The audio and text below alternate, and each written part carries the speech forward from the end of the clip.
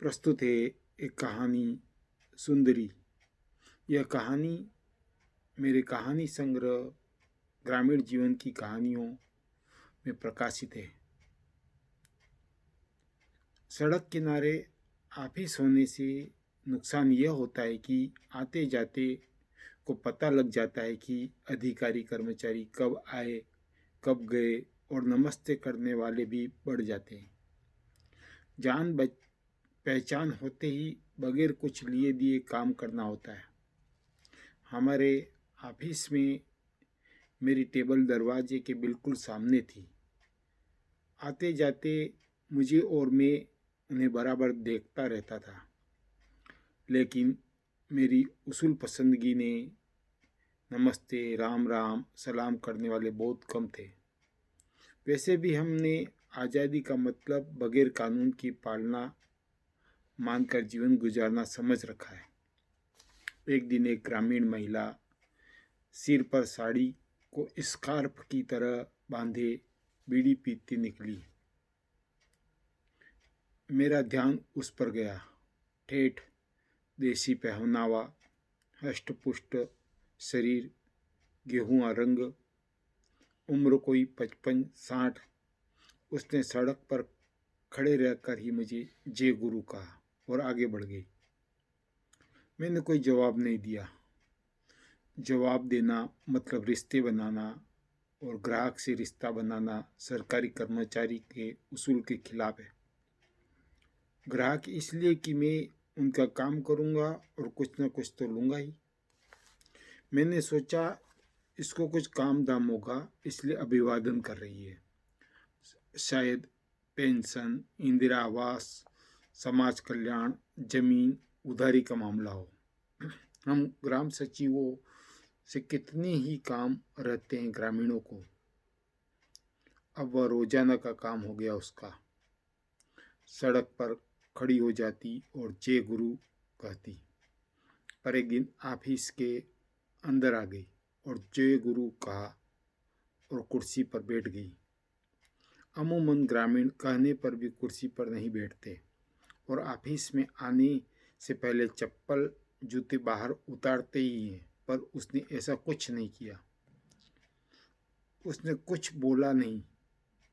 मैंने भी व्यस्तता दिखाते हुए फाइल में पढ़े को ही फिर पढ़ने का नाटक किया। कुछ देर बाद वह चुपचाप उठकर चली गई। मेरी बेरुखी उसे खली होगी शायद, पर उससे मुझे क्या। घोड़ा घास से यारी करे तो खाए क्या। मैंने ऑफिस की सफाई करने वाले जलधारी से पूछा, यह औरत कौन है। उसके चेहरे पर हंसी आ गई।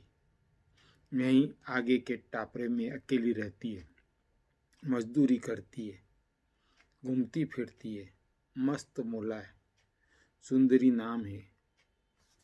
उसने पूरी जानकारी दे दी। बात आई गई हो गई। दूसरे दिन फिर वह ऑफिस के सामने से निकली और बोली, जय गुरु। मैंने हाथ ऊंचा कर राम राम किया। ग्रामीण गोविंद गुरु के भक्त हैं और वे अभिवादन में भी जय गुरु कहते हैं। हम शहरी राम के तो राम राम करते नहीं अधाते।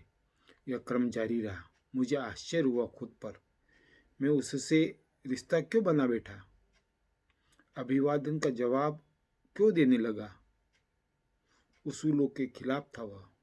एक दिन वह अपने आंचल में स्थानीय फल टिमरू लेकर आई और टेबल पर रख दिए। बोली, कुछ नहीं।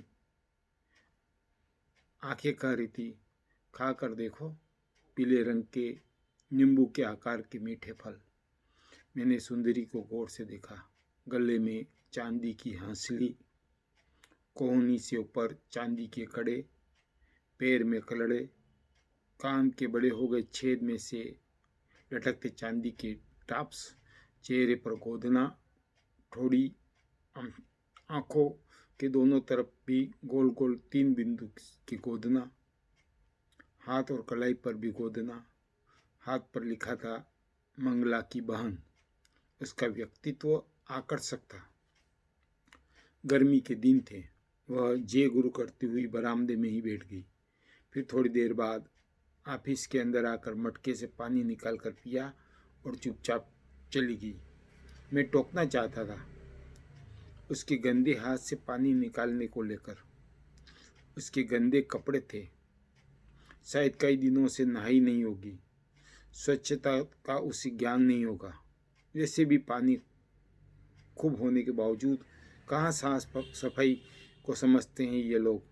मेरा पूर्वाग्रह है शायद। अमूमन ग्रामीण ऑफिस के मटके से पानी नहीं पीते, और अगर कोई पीता भी है तो हाथ धोकर। ये कानून सा बन गया है। साल भर यह सिलसिला चलता रहा। वह कभी कभी ऑफिस में आती और कोई न कोई फल, सब्जी, भुट्टे, हरे चने, टिमरू, बेर, खजूर लेकर आती और मुझे देकर चली जाती। मैंने जय गुरु के अलावा उसके मुंह से कोई शब्द नहीं सुना। उसके बारे में ज़्यादा रुचि भी नहीं ली, कहीं को पूछताछ भी नहीं की। एक दिन स्थानांतरण आदेश आ गया। मैं कागज़ लेकर वहाँ से उखड़ गया, दूसरे गांव में चला गया।